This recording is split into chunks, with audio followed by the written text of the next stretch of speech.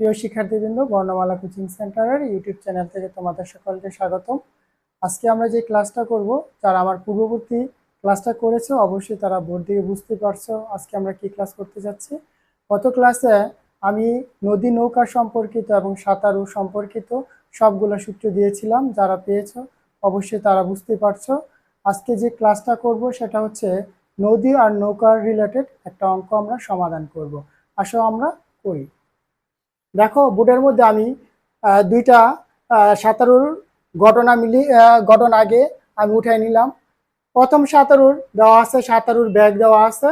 তার সাঁতারুর দেখো এ বিন্দু এবং বি বিন্দু, তার মানে কি এ বিন্দু থেকে বি বিন্দুতে সাঁতারু যেতে তার কোণটা আছে 120 ডিগ্রি কোণ। তাদের দেখো প্রস্থ দেওয়া আছে 2.2 কিলোমিটার। একইভাবে আমাদের 2 নম্বর যে চিত্রের দ্বিতীয় সাঁতারুর আমাদের ব্যাগ দেওয়া আছে, সাঁতারুর ব্যাগ একই দেওয়া আছে। প্রথম চিত্রে যা দেওয়া আছে সাঁতারুর ব্যাগ, দ্বিতীয় চিত্রে সাঁতারুর ব্যাগ একই দেওয়া আছে এবং তাদের প্রস্থ দেওয়া আছে একই 2.2 কিলোমিটার। আর স্রোতের বেগ দেওয়া আছে আমাদের 3 কিলোমিটার পার আওয়ার। দেখো, আমি সাইডে একটা কাজ করে নিয়েছি, নৌকার ব্যাগ আর সাঁতারুর ব্যাগ একই ভি দ্বারা প্রকাশ করা, যাতে তোমাদের কনফিউশনটা তৈরি না হয়। এই জন্য আমি করেছি নৌকার ব্যাগ আর সাঁতারুর ব্যাগকে কি দ্বারা প্রকাশ করে এটা আমি আগেই লিখে নিলাম, ভি দ্বারা প্রকাশ করা হয়। তাহলে আমাদের প্রথম প্রশ্নটা, ক নম্বর প্রশ্নটা বলছে প্রথম সাঁতারু লব্ধি ব্যাগ নির্ণয় করো। দেখো, সামন্তরিকের যে সূত্র করছিলাম, সূত্র করার মধ্যে ওই জায়গার মধ্যে আমি তোমাদের লব্ধি ব্যাগ কিভাবে বের করে ওই সূত্রটা আমি লিখে দিয়েছিলাম। তারপরে আমি আবারও লিখবো সূত্রটি, একটু দেখো তোমরা। লব্ধি ব্যাগটা ডব্লিউ বা আর যাই দ্বারা প্রকাশ করুক, আমরা লিখতে পারি U square plus B square plus 2UB cos alpha. দেখো, এটার তুমি যদি আর দ্বারা প্রকাশ করো তাহলে হবে P square plus Q square plus 2PQ cos alpha, একই সূত্র। তাহলে আমাদের প্রথম অঙ্কটা কি বললো? প্রথম সাঁতারু লব্ধি বেগ নির্ণয় করতে বলছে আমাদের। যেহেতু আমাদের প্রথম সাঁতার হচ্ছে উনি, প্রথম সাঁতারুর দেখো সাঁতারুর ব্যাগ দেওয়া আছে, তারপর দেওয়া আছে সাঁতারুর কি দেওয়া আছে, দূরত্ব দেওয়া আছে, কোণ দেওয়া আছে। এই যে দেখো লিখে নিলাম এই জায়গার মধ্যে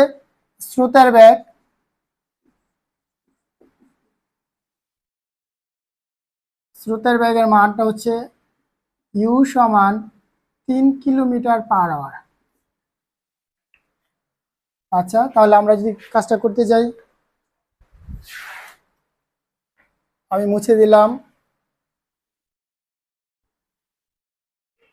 কি বলছিল আমাদের ক নম্বর প্রশ্নটা? প্রথম সাঁতারু লব্ধি বেগ নির্ণয় করতে বলছিল আমাদের। তাহলে আমরা লিখব, দেওয়া আছে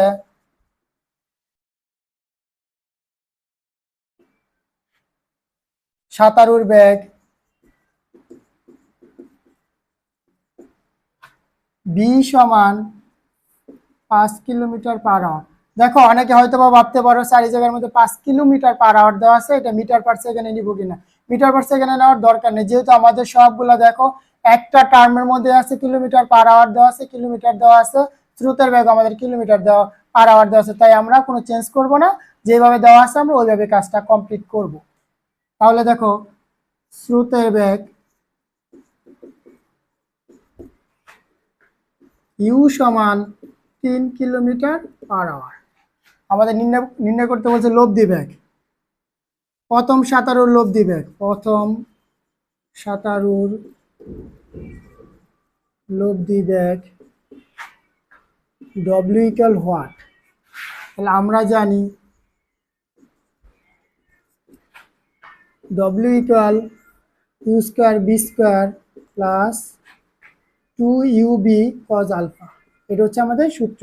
তাহলে আলফার মান দেওয়া আছে কত? এই জায়গার মধ্যে 120 ডিগ্রি। কার? সাঁতারু ও স্রোতের মধ্যবর্তী কোণ। তাহলে আমরা লিখবো কি? আলফা সমান লিখবো সাঁতারু ও স্রোতের মধ্যবর্তী কোণ 120 ডিগ্রি। এই জায়গায় লিখে নিই কোণ আলফা সমান 120 ডিগ্রি। হ্যাঁ, ঠিক আছে। তাহলে এবার আমরা মান বসাই। ইউর মান আছে আমাদের 3 প্লাস বি এর মান আছে 5 প্লাস 2 ইন্টু 3 গুণন 5 ইন্টু কস 120 ডিগ্রি। যদি আমরা একটু ছোট করে নিয়ে আসি, 9 25 যোগ 3 দুগুণে 6 5 6 30 কস 120 ডিগ্রি। একটু উপরে লিখে নেই। এবার আমরা ক্যালকুলেটর দিয়ে শুধু মানটা বের করলে আমাদের রেজাল্ট এসে পড়বো।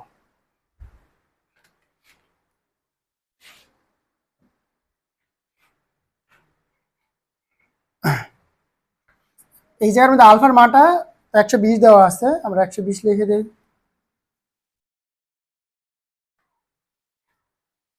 আচ্ছা, 30 cos 120 ইন্টু 9 ইন্টু 25,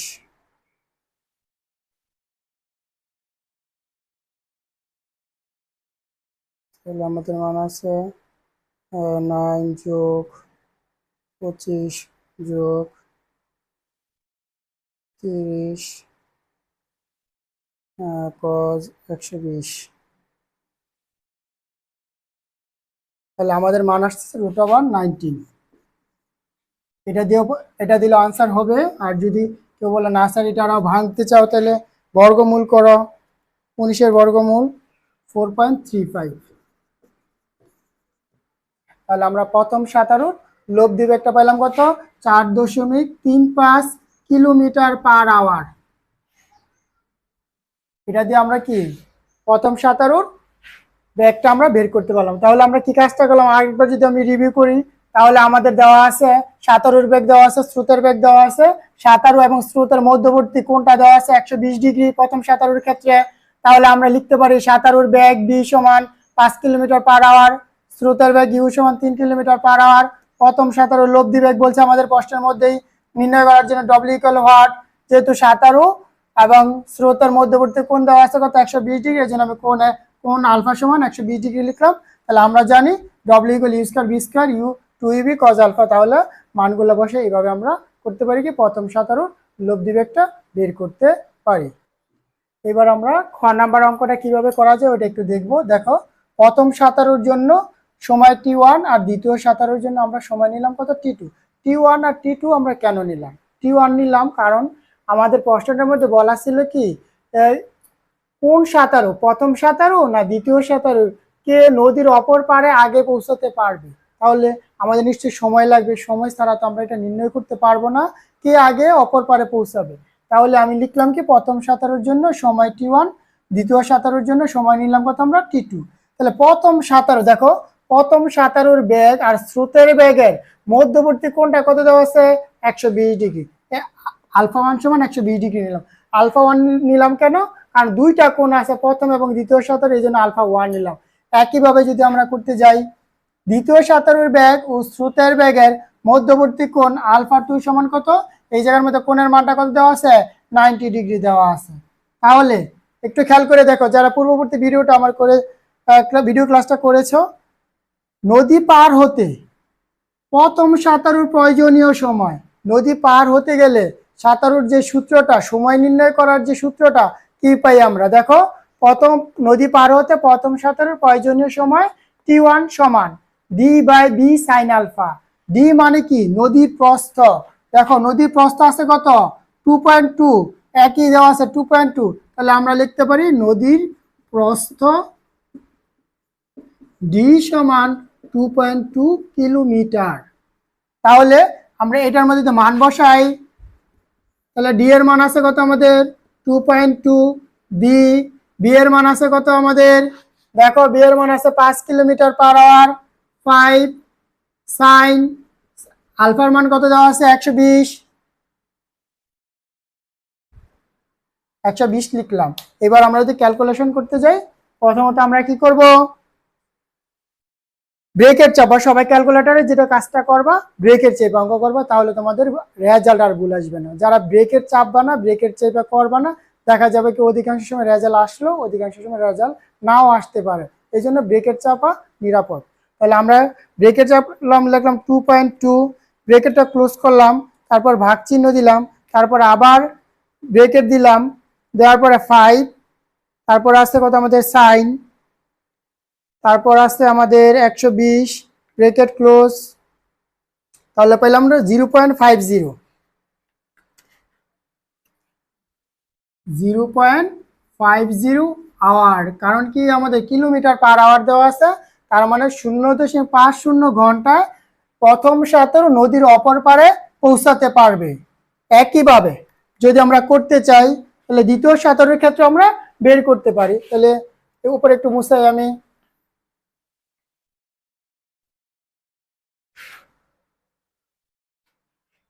দ্বিতীয় সাঁতারুর জন্য প্রয়োজনীয় সময় T2 সমান, আমাদের সূত্র হচ্ছে ডি বি সাইন আলফা 2। তাহলে ডি এর মান আছে 2.2, বি এর মান আছে আমাদের কত 5 সাইন, দেখো আলফা 2 এর মান আছে কত আমাদের 120, সরি 90 ডিগ্রি।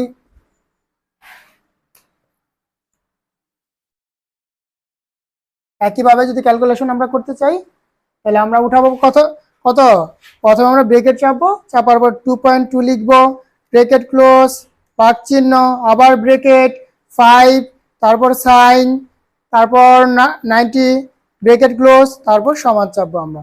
আসছে আমাদের কত রেজাল্ট আসছে আমাদের 0.44 আওয়ার।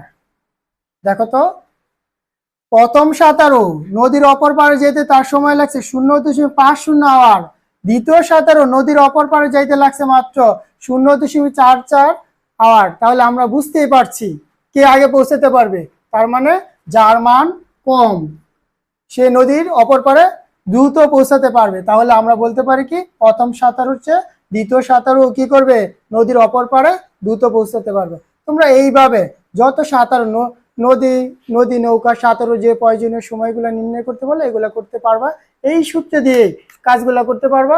আর এই জাতীয় যতগুলো আছে তোমরা করার চেষ্টা করবা।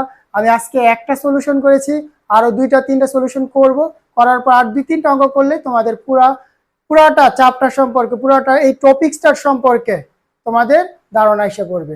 তাহলে আজকের মতো এই পর্যন্ত। আরেকটা কথা দেখো, উপরে আমাদের ফোন নাম্বার দেওয়া আছে, কেউ যদি অফলাইনে ক্লাস করতে চাও। আর আমাদের কোচিংটা কালীগঞ্জ থানার মধ্যে পড়েছে, গাজীপুর জেলার কালীগঞ্জ থানায় অবস্থিত। কেউ যদি করতে চাও আমাদের এই নাম্বারে যোগাযোগ করে অফলাইনে আমাদের সাথে ক্লাস করতে পারো। তাহলে আজকের মতো এই পর্যন্ত, আল্লাহ হাফেজ।